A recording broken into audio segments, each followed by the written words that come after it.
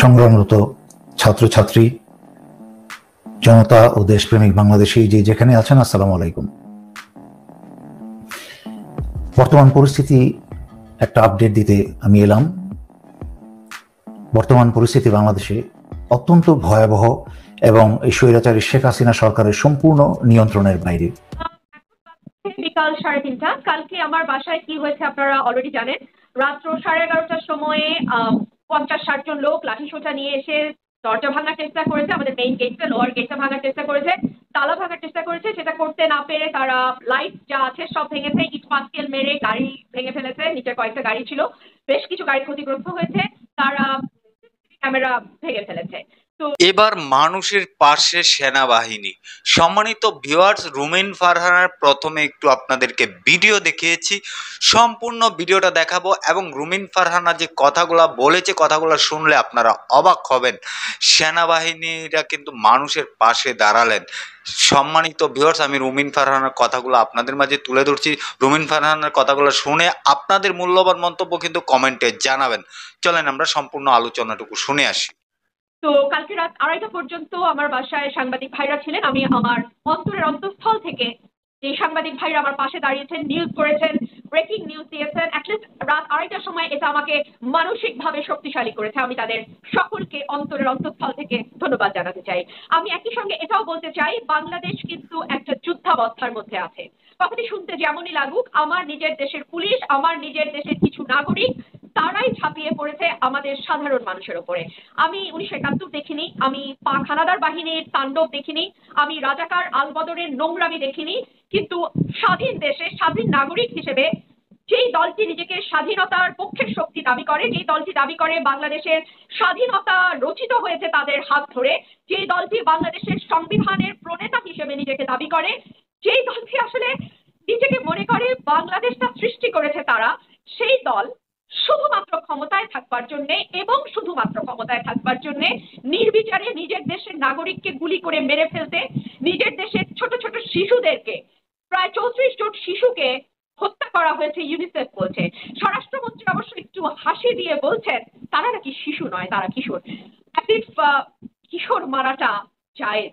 যাই হোক, 18 বছরের একদিন কম হলেও সে আন্তর্জাতিক আইন অনুযায়ী শিশু, দেশের আইন অনুযায়ী শিশু।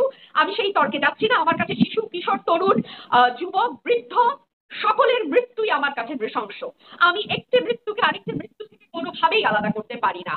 আমি আজকে আবার যাচ্ছি সমাবেশে, আমি আজকে আবার যাচ্ছি আমার ছাত্রদের কাছে, এবং যদি মনে করা হয় যে ভয় দেখিয়ে ত্রাস তৈরি করে বাড়িতে বাড়িতে ঢুকে রাতের অন্ধকারে হানাদার পাক হানাদার বাহিনীর মতন তারা যেভাবে মেয়েদেরকে তুলে নিয়ে গেছে, আমি একজন নারী, আমি বাস করি আমার 86 বছর বয়সের বৃদ্ধা মায়ের সঙ্গে এবং আমরা একা থাকি। এই নারীকে যদি আপনারা পাক হানাদার বাহিনী যেভাবে 71 সালে যাদের গল্প করেন না, যাদের কথা আপনারা বলে বলে রাজনৈতিক ফায়দা নেন, আজকে আপনার দলের লোকজন, শেখ হাসিনা আপনাকে বলছি, আপনার দলের ছেলেরা আজকে আমার বাসার নিচে এসে আমাকে সেই ভয় দেখায়। পাক হানাদার বাহিনী আমাদের নারীদের উপরে যে অত্যাচার চালিয়েছে, সেই অত্যাচারের ভয় আপনার দলের ছেলেরা, আপনার দলের যুবকরা আমার বাড়িতে গভীর রাতে এসে গেট ভেঙে সেই ভয় দেখায়। তো ক্ষমতায় থাকবার ন্যূনতম কোনো ন্যায্যতা আপনার নাই, ক্ষমতায় থাকবার ন্যূনতম কোনো আইনগত ভিত্তি আপনার নাই, এবং সবচেয়ে বড় কথা, যেই মানুষের কথা আপনারা বলেন, গণমানুষের কথা বলেন, সেই গণমানুষের রায় সম্পূর্ণভাবে আপনাদের বিপক্ষে।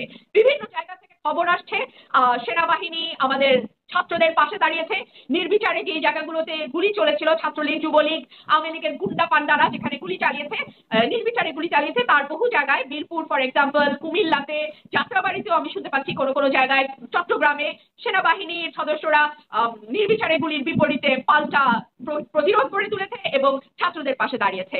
আমি দেশপ্রেমিক সেনাবাহিনীর কাছে একটি অ্যাপিল করব, আপনারা সব সময় দেশের মানুষের পাশে দাঁড়িয়েছেন, আপনারা বাংলাদেশের নাগরিক, আপনাদের তৈরি করা হয়েছে দেশপ্রেমিক নাগরিক হিসেবে এই দেশের মাটিকে, এই দেশের মানুষকে রক্ষা করার জন্য। শুধু এইটুকুই আপনারা আপনাদের মাথায় রাখবেন। এবং খুব অবাক কাণ্ড যে সাধারণত মানুষ বহিঃশত্রুর আক্রমণে এরকম অসহায় বোধ করে, কিন্তু আজকে আমাদের দেশের একটি দল, আমাদের দেশের কিছু মানুষ জাস্ট ক্ষমতায় থাকার জন্য, জাস্ট ক্ষমতাটাকে মানে এনজয় করবার জন্য নির্বিচারে মানুষ মারছে। এবং দেখলাম স্বরাষ্ট্রমন্ত্রী একটু মুচকি হেসেই বললেন প্রধানমন্ত্রী চাইলে তিনি পদত্যাগ করবেন। শুধু স্বরাষ্ট্রমন্ত্রী নয়, দেশের মানুষ চাইছে প্রধানমন্ত্রী থেকে শুরু করে তার পুরো ক্যাবিনেট পদত্যাগ করুক, পুরো সরকার পদত্যাগ করুক। আমি আশা করছি সরকারের শুভবুদ্ধির উদয় হবে আর একটি প্রাণ যাওয়ার আগে এই সরকার পদত্যাগ করবে। সারা বাংলাদেশ জুড়ে বিভিন্ন জেলায় জেলায় প্রাণহানির খবর আমরা পাচ্ছি, বিভিন্ন জেলায় আমাদের ভাইদের রক্ত ঝরছে, বিভিন্ন জেলায় জেলায় তাণ্ডব চলছে।